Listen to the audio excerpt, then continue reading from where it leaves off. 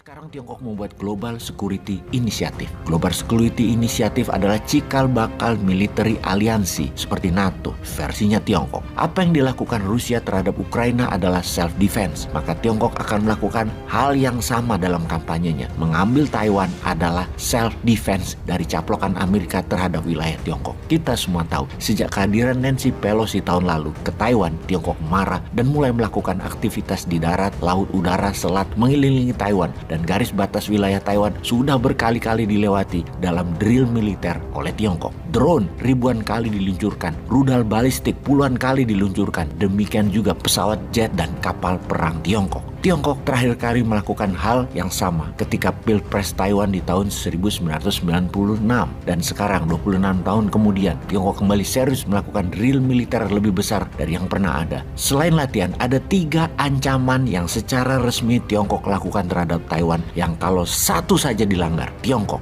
menyerbu Taiwan. Pertama, negara mana saja yang berani membangun pangkalan militernya di wilayah Taiwan, Tiongkok pasti akan serbu Taiwan. Kedua, kalau Taiwan membangun listrik tenaga nuklir dan membangun reaktor juga pengayaan nuklir sehingga bisa memiliki peluru kendali berkepala nuklir. Sebelum itu terjadi, Tiongkok serbu Taiwan. Dan yang ketiga, yang terakhir, kalau Taiwan menyatakan kemerdekaannya, juga langkah-langkah politik menunda unifikasi Taiwan Tiongkok, maka Tiongkok akan serbu Taiwan. Perkataan ini diulang berkali-kali oleh Kementerian Luar Negeri Tiongkok. Petinggi CCP, Wang Yi dan Xi Jinping mengatakan ini berkali-kali. Tiongkok sangat posesif dan agresif sehubungan dengan Taiwan ini dengan mengatakan Taiwan bukan negara. Taiwan adalah bagian dari Tiongkok. Taiwan adalah provinsinya Tiongkok.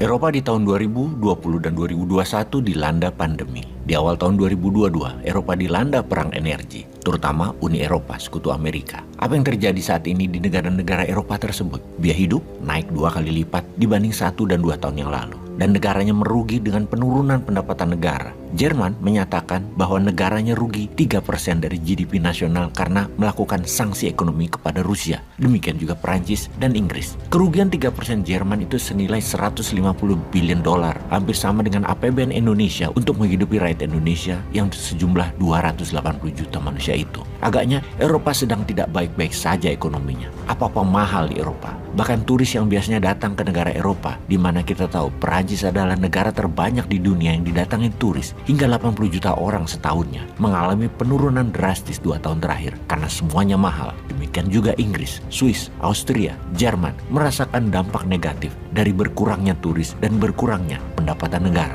Yang jadi pertanyaan selanjutnya, masih kuatkah dunia untuk menanggung satu perang lagi selain perang di Ukraina? Kita tahu perang memang banyak terjadi sejak perang Vietnam terakhir, namun perangnya tidak multi-state atau tidak banyak negara. Seperti Suriah dengan Amerika dan ISIS, Libya dengan Amerika, Irak dengan Amerika. Namun perang di Ukraina, di belakang Ukraina ada negara NATO, ada Amerika, ada Biden yang membuktikan dirinya hadir di belakang Ukraina dengan datang ke Kiev baru-baru ini. Dan di belakang Rusia ada Iran dan Tiongkok. Petinggi CCP atau Partai Komunis Cina, Wang Yi, hadir hari ini di Moskow. Kembali ke pertanyaan apakah dunia sanggup menanggung satu perang lagi? Kita melihat dari sisi Tiongkok sekarang. Mengapa akhir-akhir ini, sejak tahun baru, perhatian Tiongkok ke Ukraina meningkat? Apakah Tiongkok lagi mempelajari apa kesalahan dan apa kekuatan dalam perang tersebut yang harus ditiru dan dipelajari agar Taiwan bisa masuk kembali ke Tiongkok dengan memenangkan perang di Taiwan?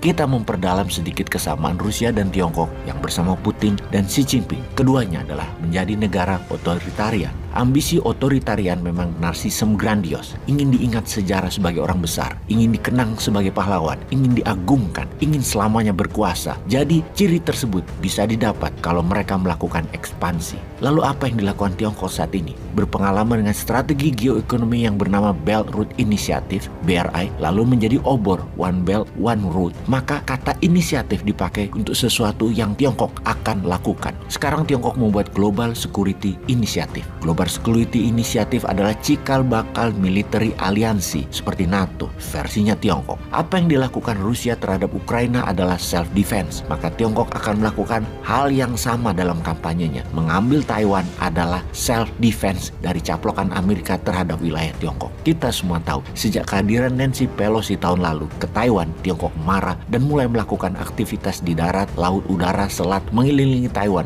dan garis batas wilayah Taiwan sudah berkali-kali dilewati dalam drill militer oleh Tiongkok. Drone ribuan kali diluncurkan, rudal balistik puluhan kali diluncurkan, demikian juga pesawat jet dan kapal perang Tiongkok. Tiongkok terakhir kali melakukan hal yang sama ketika Pilpres Taiwan di tahun 1996, dan sekarang 26 tahun kemudian Tiongkok kembali serius melakukan drill militer lebih besar dari yang pernah ada. Selain latihan, ada 3 ancaman yang secara resmi Tiongkok lakukan terhadap Taiwan yang kalau satu saja dilanggar, Tiongkok menyerbu Taiwan. Pertama, negara mana saja yang berani membangun pangkalan militernya di wilayah Taiwan, Tiongkok pasti akan serbu Taiwan. Kedua, kalau Taiwan membangun listrik tenaga nuklir dan membangun reaktor juga pengayaan nuklir sehingga bisa memiliki peluru kendali berkepala nuklir, sebelum itu terjadi, Tiongkok serbu Taiwan. Dan yang ketiga, yang terakhir, kalau Taiwan menyatakan kemerdekaannya, juga langkah-langkah politik menunda unifikasi Taiwan Tiongkok, maka Tiongkok akan serbu Taiwan. Perkataan ini diulang berkali-kali oleh Kementerian Luar Negeri Tiongkok. Petinggi CCP, Wang Yi dan Xi Jinping mengatakan ini berkali-kali. Tiongkok sangat posesif dan agresif sehubungan dengan Taiwan ini dengan mengatakan Taiwan bukan negara. Taiwan adalah bagian dari Tiongkok. Taiwan adalah provinsinya Tiongkok. Kita menganalisa sekarang perbedaan Rusia dan Tiongkok. Dari sisi militer, tentara Rusia banyak masuk di kombatan dalam perang dalam 20 tahun terakhir di dalam aneksasi Crimea misalnya, Georgia, Suriah, dan terakhir Ukraina. Sementara Tiongkok terakhir kali masuk kombatan atau berperang tentaranya adalah di tahun 1979 dengan Vietnam. Jadi secara teknis personel, tentara Tiongkok less combat experience. Secara ekonomi, Rusia memberi kontribusi 3% ekonomi dunia, sedangkan Tiongkok memberikan kontribusi 50%, di mana perang terjadi antara Tiongkok Taiwan bisa mengganggu 30-50% perekonomian dunia. Perkiraan para ahli militer, Tiongkok akan main panjang dalam urusan dengan Taiwan. Yang kita harus waspadai bukan akankah Taiwan disebut Tiongkok, tapi kapan Tiongkok ambil Taiwan, dan sudah siapkah Indonesia akan imbas ekonominya mengingat lebih dari 50% ketergantungan dalam trading, kebutuhan harian, investasi, ekspor impor, politik luar negeri Indonesia agak miring ke Tiongkok. Sudah ada solusinya. Peace.